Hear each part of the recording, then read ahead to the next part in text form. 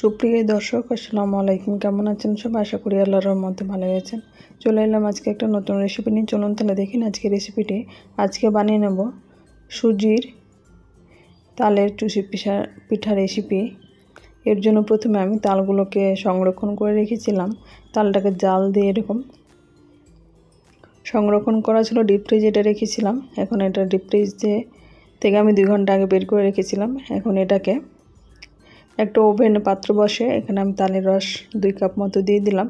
যেহেতু এখানে জলের পরিমাণটা নেই, জলটা টানিয়ে রাখা আছে। এখন এখানে আমি চিনি দিলাম স্বাদ মতো, আর 1 কাপ সুজি নিয়েছি। সুজিটা এখন তালের রসটা ভালোভাবে ফুটে গেছে, এরকম অবস্থায় আমি 1 কাপ সুজি দিলাম। 1 কাপ চালের গুঁড়ো, এটা খাসা চালের গুঁড়ো আছে, এখানে চাইলে আপনার নর্মাল চালের গুঁড়ো দিতে পারেন। এখন এটা দিয়ে আমি ভালোভাবে এটাকে বাইন্ডিং করে নেব। 1 কাপ আটার মধ্যে আমি পুরোটাই কিন্তু দিচ্ছি না, এখানে তালের রসের মতো করে আমি এখানে দেব। যতটা এখানে যখন শক্ত হয়ে আসবে তখন আর আমি চালের গুঁড়ো ব্যবহার করব না। এখানে আমি তালের রসটা সংরক্ষণ করে রেখেছিলাম, এরকমভাবে আমি এটা দেখাচ্ছি।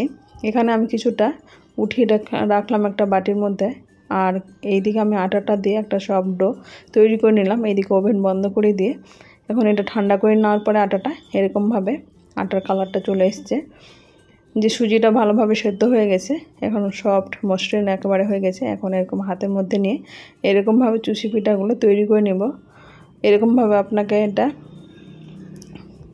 চুই পিঠা বলুন আর চুষি পিঠা যেটাই বলুন না কেন, এরকমভাবে ছোটো ছোটো করে তৈরি করে নেব। এটাকে অনেকে আবার কাঁচি কিংবা গ্রেডারের সাহায্যে এটাকে চুষি পিঠা তৈরি করে দেখছেন, কিন্তু সেগুলোর থেকে কিন্তু এরকম হাতে খুব সহজেই তৈরি করে নিতে পারবেন।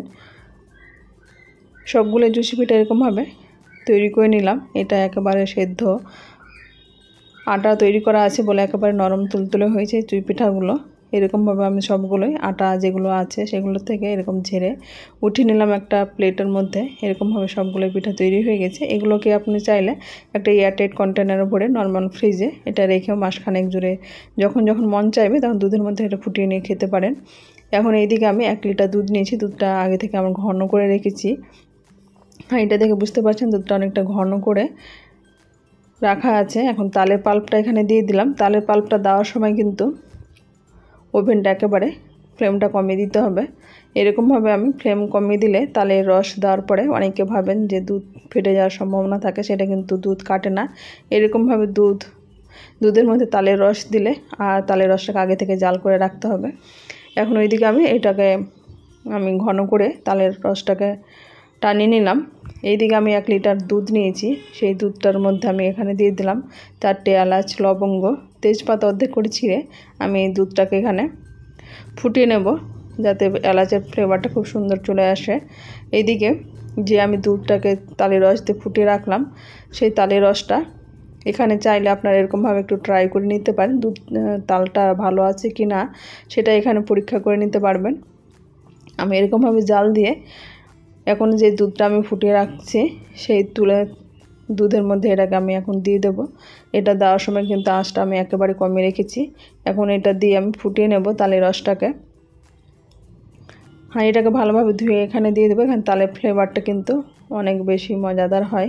এরকমভাবে আপনারা চাইলে তালের রস সংরক্ষণ করে চুই পিঠা বা চুষি পিঠা তৈরি করতে পারেন।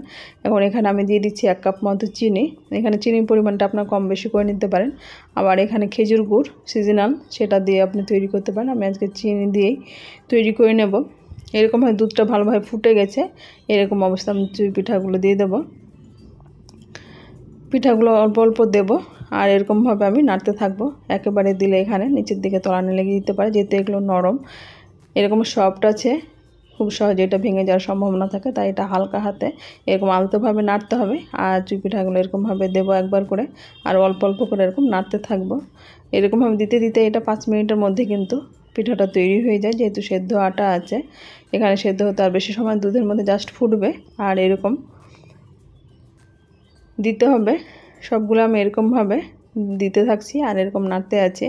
দুধটা কিন্তু অনেকটা ঘন হয়ে এসছে, যে তাল দেওয়া আছে তাতে রসটা কিন্তু অনেকটা ঘন হয়ে গেছে। এখন এখানে আমি চিনির পরিমাণটা মনে হচ্ছে টেস্ট করে নিই, কম আছে মিষ্টিটা, তাই আমি অল্প পরিমাণে আরও আমি কয়েক চামচ চিনি দিয়ে দিলাম। এখন এরকমভাবে আলতো হাতে চামচের সাহায্যে নাড়তে থাকতে হবে। চুই পিঠাগুলো ওপর দিকে কিন্তু ভেসে গেটে সেদ্ধ সুন্দর হয়ে গেছে। যখন উপর দিকে ভেসে যাবে চুই পিঠা একেবারে সেদ্ধ হয়ে গেছে পারফেক্ট। এরকমভাবে টকবকভাবে ফুটে গেছে। এখন ওভেন বন্ধ করে দেবো। এখন একটা সার্ভিং বাটিতে উঠিয়ে নিয়েছি। আমার রেসিপিটি কেমন লাগলো আপনারা বাড়িতে ট্রাই করে কমেন্ট বক্সে অবশ্যই কমেন্ট করবেন। আজ তাহলে এই পর্যন্ত, ফিরে আসছি নতুন কোনো রেসিপি নিয়ে। ভালো থাকবেন, সুস্থ থাকবেন। আসসালামু আলাইকুম, আল্লাহ হাফেজ।